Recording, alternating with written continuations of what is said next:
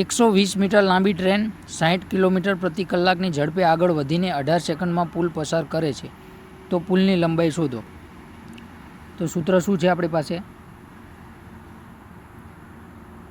ઝડપ બરાબર અંતર ભાગ્યા સમય.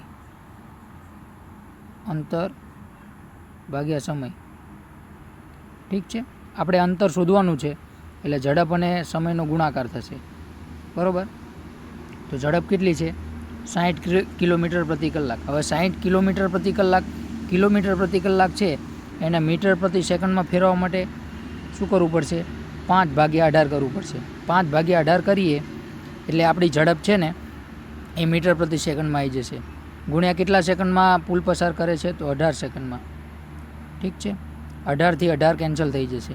60 ગુણ્યા 5 એટલે 6 પંચાને 30, 300 મીટર. 300 મીટરનું અંતર કાપે છે. હવે જે આ 300 મીટર આવ્યું, 300 મીટર એ શું છે?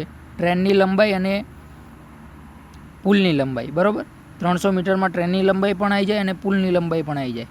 ઠીક છે, તો 300 મીટરમાંથી આપણે ટ્રેનની લંબાઈ જે 120 મીટર છે એ બાદ કરી દઈશું એટલે આપણને પુલની લંબાઈ મળી જશે. તો 300 માઇનસ 120 એટલે 180 મીટર. ઓપ્શન ડી 180 મીટર પુલની લંબાઈ થઈ જશે.